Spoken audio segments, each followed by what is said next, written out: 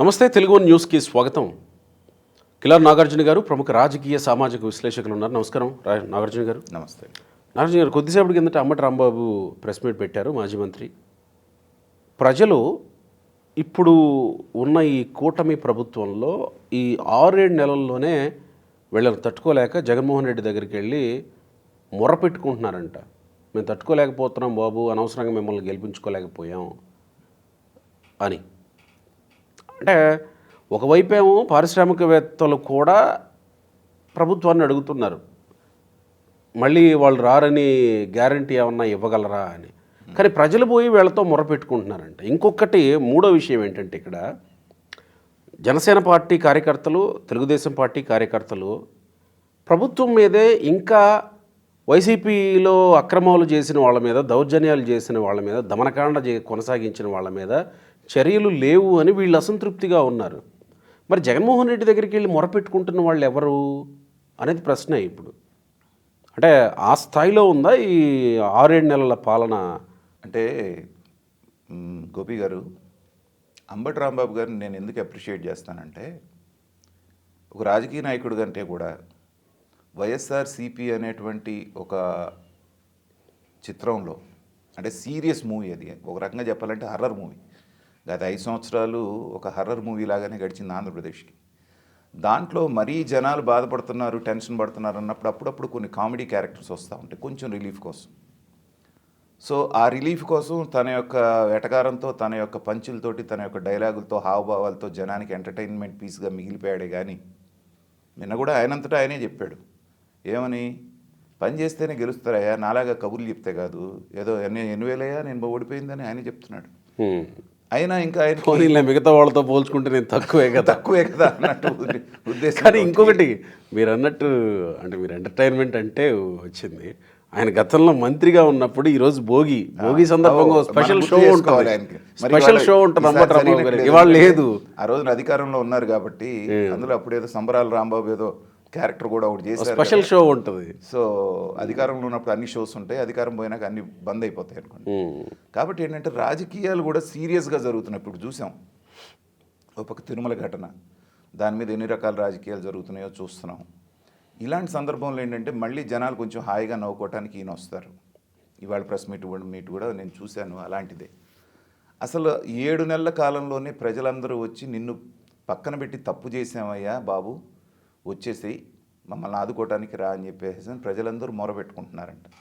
మరి ప్రజలు మీడియా ప్రతినిధులు కనిపించకుండా, మిగతా ప్రపంచానికి కనిపించకుండా అర్ధరాత్రి పూట దెయ్యాలు తిరిగే టైంలో ఏమైనా వెళ్ళి జగన్మోహన్ రెడ్డి గారిని కలుస్తున్నారేమో తెలియదు. కానీ తండోపతండాలుగా వెళ్ళి కలిస్తే కనీసం వాళ్ళ సాక్షి మీడియాలోనా చూపించాలిగా, ఎక్కడా లేదు కదా.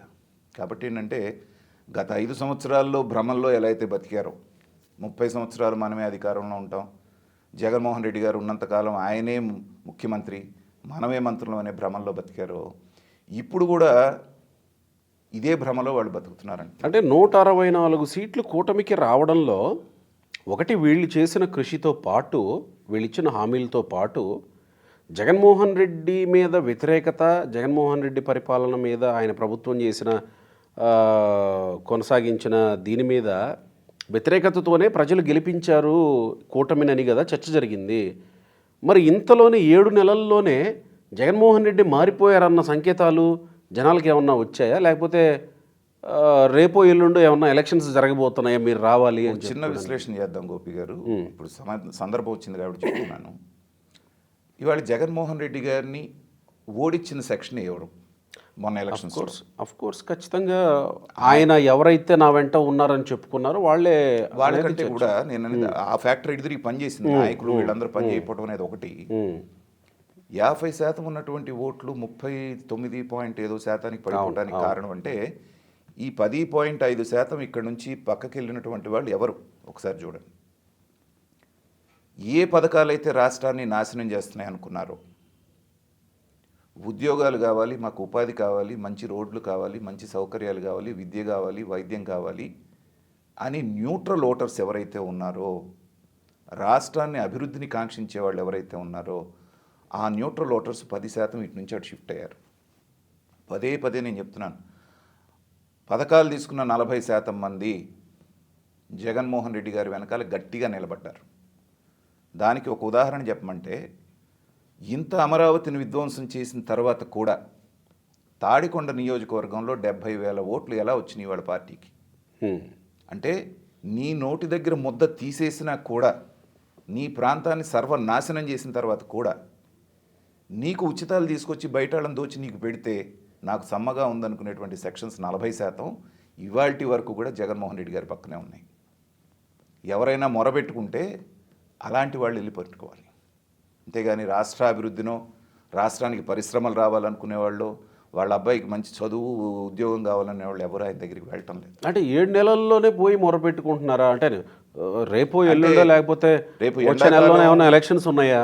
అంటే రేపు పొద్దున ఎకడమిక్ ఇయర్ రాగానే అమ్మ ఒడి ఇస్తానన్నారు కదా, అప్పటి కూడా ఆగలేని కొంత సెక్షన్ ఉంది కదా, వాళ్ళు ఏమన్నా వెళ్ళారేమో అనేటువంటిది మనం అనుకోవాలి ఇక. అంతే కదండి. ఆయన 2019లో వచ్చిన తర్వాత 2027లో అమ్మ ఒడి ఇచ్చినా కానీ అది లెక్కలో లేదు.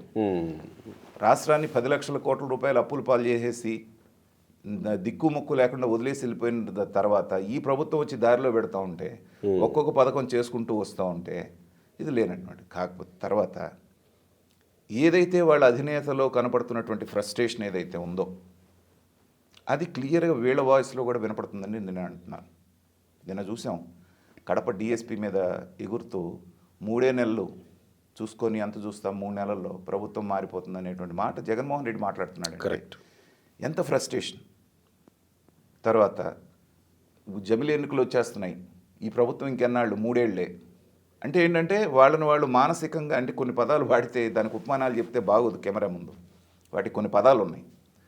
సో వాళ్ళని వాళ్ళు భ్రమ పెట్టుకుంటూ, భ్రమలో బ్రతుకుతూ, వాళ్ళ క్యాడర్ని కూడా, నాయకులను కూడా అదే భ్రమలో ఉండమంటున్నారు. అది ఇక్కడ మనకి విచారించదగ్గ విషయం.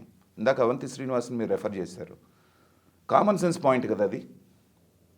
రాష్ట్రాన్ని అప్పులు పాలు చేసి వెళ్ళిపోయి 6 నెలలు జరగకుండా 1వ నెల నుంచి విమర్శించమంటే కడుపుకు అన్నం తినేవాడు ఎవడని చేయగలడా పని? వాళ్ళు కడుపుకు అన్నం తింటున్నారు కాబట్టి వాళ్ళు పని చేయలేదు. అది చేయలేని వాళ్ళు చేస్తూనే ఉన్నారు. కాబట్టి ఏంటంటే ఎప్పుడెప్పుడు ప్రభుత్వం మీద వ్యతిరేకత వచ్చిందని జనంలో ఒక రకమైన భ్రమ కల్పించి, వీలైనంత తొందరగా, నిన్న రోజా గారు వచ్చారు ఇది తిరుపతి సంఘటన జరిగినప్పుడు, ఎంతమందిని రాజీనామా చేయమని అడిగారు గుర్తుంది కదా మీకు? మొత్తం లోకేష్ దగ్గర నుంచి, పవన్ కళ్యాణ్ దగ్గర నుంచి, చంద్రబాబు నాయుడు గారి దగ్గర నుంచి, టీటీడీ చైర్మన్ దగ్గర నుంచి, ఈవో, ఇంకెవరు మిగలకూడదు, వాళ్ళంతా దిగిపోవాలి, వీళ్ళు వెళ్ళి ఎక్కాలి. కాబట్టి ఏంటంటే అధికారానికి దూరం అయిన తర్వాత వీళ్ళు నీళ్ళల్లో నుంచి ఒడ్డున పడ్డ చేపలాగా వెలువెలా కొట్టుకుంటున్నారు. తర్వాత రెండో పార్శ్వం కూడా ఉంది దీనికి మనం గమనించాల్సింది. సమీక్షా సమావేశాలను జగన్మోహన్ రెడ్డి గారు పెడుతూ ఉంటే సిట్టింగ్ ఎమ్మెల్యేలే వాటికి రావటం లేదు, డుమ్మా కొడుతున్నారు. గమనించారు? ఆ మాజీ ఎమ్మెల్యేలు వాళ్ళు వీళ్ళు ఎప్పుడు ఉన్నటువంటి ఆ స్క్రాపే వస్తున్నారు, కానీ వాళ్ళ భవిష్యత్తు ఏంటనేటువంటిది వాళ్ళ ఆందోళనలో ఉన్నారు. ఎంతమంది నాయకులు వెళ్ళిపోయారో మనం చూసాం.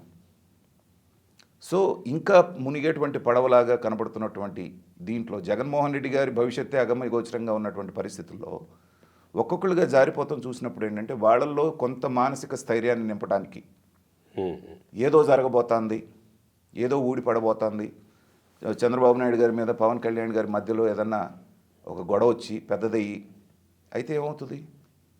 పవన్ కళ్యాణ్ గారు అంత అమాయకుడని నేను అనుకోను. పోనీ ఒకవేళ పవన్ కళ్యాణ్ గారు తొలగినా ఇవాళ తెలుగుదేశం ప్రభుత్వానికి వచ్చినటువంటి ఇబ్బంది ఏం లేదు, వాళ్ళకున్న ఫిరిగస్ తోటి. ఆ పని ఇద్దరు చేయరని తెలుసు. వాళ్ళిద్దరూ హ్యాండ్ ఇన్ హ్యాండ్ ఎలా వెళ్తున్నారో మనం చూస్తున్నాం. రాష్ట్ర భవిష్యత్తు దృష్ట్యా ఎలా పనిచేస్తున్నారో మనం చూస్తున్నాం. అది ఇంకా ఫ్రస్ట్రేషన్లోకి దోస్తుంది వీళ్ళని. వీళ్ళు ఏదైతే ఎదురు చూస్తున్నారో అది జరగట్లేదు. కాబట్టి ఏంటంటే రకరకాలుగా ప్రజల్ని మభ్యపెట్టడానికి ఇవాళ మీరు గట్టిగా పార్టీ మొత్తం తీసుకోండి గోపి గారు, గత 3 నెలలుగా 2 నెలలుగా పేరు నాని కేసులో ఇరుక్కున్న తర్వాత వైసీపీ ప్రభుత్వాన్ని డిఫెండ్ చేసి మాట్లాడుతున్న వాళ్ళు ఒక్కసారి మనకి లెక్క చెప్పండి.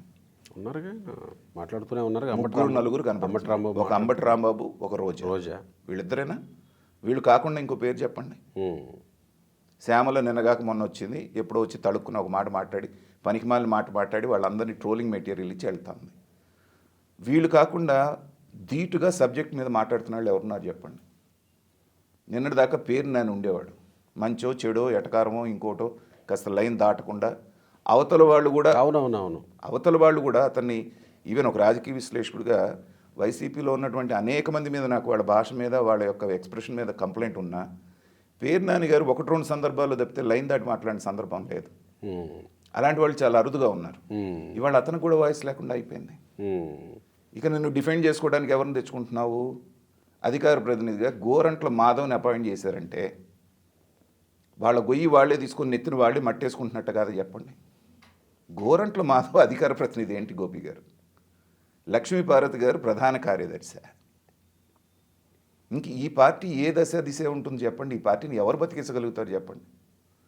కాబట్టి ఆ నాయకుడికి జాకీలేసి లేపే ప్రహసనంలో పాపం పడరాని శ్రమ పడుతున్నాడు అంటే అందుకేనా ఈ జనాల్లోకి వెళ్ళే కార్యక్రమం పోస్ట్పోన్ అవుతుంది. డేట్ ఇంకా అనౌన్స్ చేయకుండా ఏమన్నారు?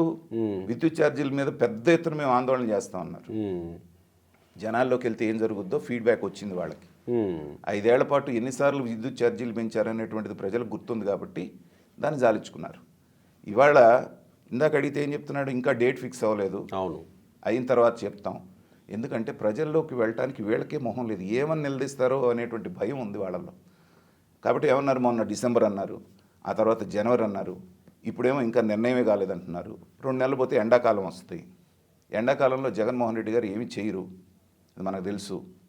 కాబట్టి ఏంటంటే పాదయాత్ర అప్పుడు నడిచారుగా ఎండల్లో కూడా, తర్వాత ఏమైంది? ఎలా నడిచారు చెప్పండి? పాదయాత్రలు అందరూ చేశారు. రాజశేఖర రెడ్డి గారు చేశారు, చంద్రబాబు నాయుడు గారు చేశారు, లోకేష్ చేశారు, ఆయన చేశాడు. సోమవారం ఉదయం మొదలు పెట్టేవాడు, గురువారం సాయంత్రం ముగిచ్చేవాడు, శుక్రవారం నాడు కోర్టుకు అటెండ్ అయ్యేవాడు, శని ఆదివారాలు రెస్ట్ తీసుకొని సోమవారం. ఇది కదా పాదయాత్ర. కాబట్టి జగన్మోహన్ రెడ్డి గారి కష్టపడే తత్వం అనేటువంటిది లేదండి. చాలామంది ఏమనుకుంటారంటే పోరాట యోధుడు ఎంత కష్టానికైనా ఓర్చుకుంటాడు అంటారు. కానీ కనపడ్డారు కదా సార్, ఆ జుట్టంతా ఎర్రగైపోయి అది అవుతుంది, ఫేస్ అంతా 2 కిలోమీటర్ల ఎండలో తడితే మీకు నాకు కూడా అవుతుంది. కానీ మీ సామర్థ్యత ఎప్పుడు అధికారంలోకి వచ్చినాక మీరు ఎన్ని గంటలు పనిచేశారనేటువంటి దాని మీద. రైట్. 75 సంవత్సరాల వయసులో ఇవాళకి కూడా చంద్రబాబు నాయుడు గారు 18 గంటలు.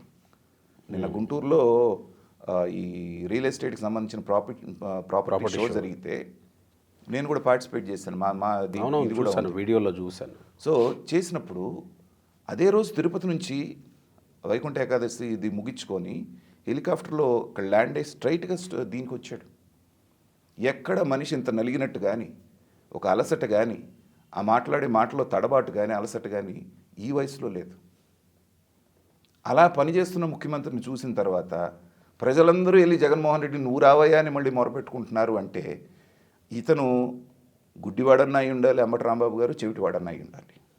ఇప్పుడు నాకు అనుమానం వస్తుంది, ఆయన కళ్ళు చెవులు బాగా పనిచేస్తున్నాయా లేదా అనేటువంటిది. కాబట్టి అంబటి రాంబాబు గారు లాంటి వాళ్ళు ఏదో మాట్లాడుతుంటారు, మనకి మాట్లాడటానికి ఒక టాపిక్ ఇస్తూ ఉంటారు. కాబట్టి అంతకు మించి సీరియస్గా తీసుకోవాల్సిన పని లేదు. Thank you sir.